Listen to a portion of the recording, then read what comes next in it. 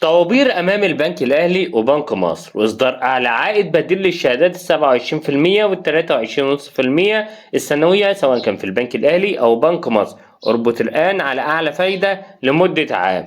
بس قبل ما نبدأ الفيديو يا ريت تدعمنا بلايك للفيديو وتشترك في القناة تفعل الجرس عشان يوصلك مننا كل جديد، وما تنساش اللايك هو اللي بيوصلك مننا إشعار من القناة. انزل دلوقتي اعمل لايك، واللايك ده مجاني. من أسفل الفيديو بتاع علامة اللايك اضغط لايك عشان يوصلك مننا اشعار بكل الشهادات القادمة. هو ليه دلوقتي كله بيدور على الشهادات مرتفعة العائد لمدة عام واحد؟ لان طبعا بكل بساطة الشهادة 27% السنوية والشهادة 23.5% الشهرية سواء كانت بقى رابطها في البنك الاهلي او بنك مصر خلاص انتهى وما عادش هتتعمل تاني.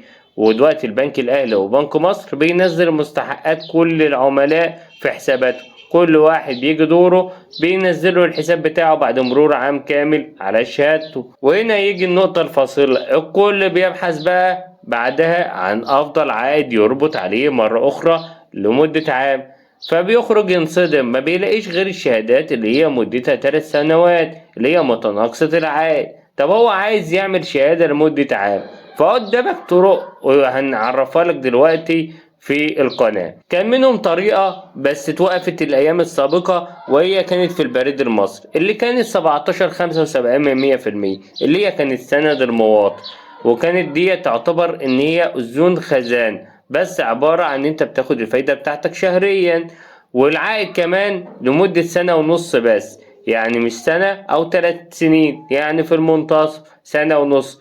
وكانت معمولة في البريد. طب ممكن تنزل تاني؟ ممكن تنزل تاني لان هي عبارة عن اذون خزانة ممكن تنطرح مرة اخرى في البريد المصري. طب ايه البديل التاني؟ قدامك بديل تاني وهو بنك ناصر الاجتماعي 18% لمدة عام، وفي بس هنا العائد لآخر العام. طب الشهري 17%، هتاخد الفايدة بتاعتك شهريا لمدة عام واحد، تقدر تربطها في أي فرع من فروع بنك ناصر اجتماعي. طب أنا عايز في البنك الأهلي، قدامك الشهادة ب اللي هي 14% والعائد بيصرف شهري، والحد الأدنى يربطها بيكون 1000 جنيه. طب إيه الجديد معانا؟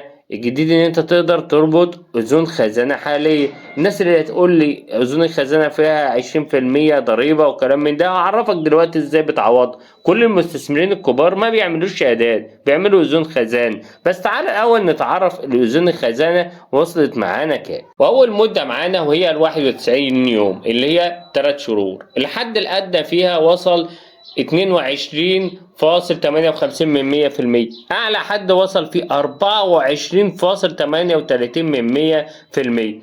العائد الثاني بتاعنا اللي هو 182 يوم، أعلى عائد وصل فيه 24.73%. أدنى حد وصل فيه 24%. أما ال9 شهور اللي هي 273 يوم، الحد الأدنى وصل فيه 23.9%. أعلى عائد وصل فيه 24.5%. أما مدة العام، أدنى حد وصل فيه 22% وأعلى حد وصل فيه 23%. أما المدة الجديدة هي 336 يوم، وصل أدنى حد فيه 23.40%، والحد الأعلى وصل فيه 23.40%. طب احنا بنعوض الضريبة بتاعتنا ال20% ازاي؟ إن أنت بتاخد فلوسك مقدم، لأنك الأرباح بتاعتك بتاخدها مقدمة، بتقدر تستثمرها مرة أخرى في إذن خزانة آخر، او ان انت بتشتري بيها دهب، او انت بتشتري بيها شهاده. كل ده بيعوض فارق الضريبه بتاعك. فانتظر مننا الفيديو القادم هيكون هام جدا. ما تنساش الاشتراك وتفعيل الجرس واللايك للفيديو.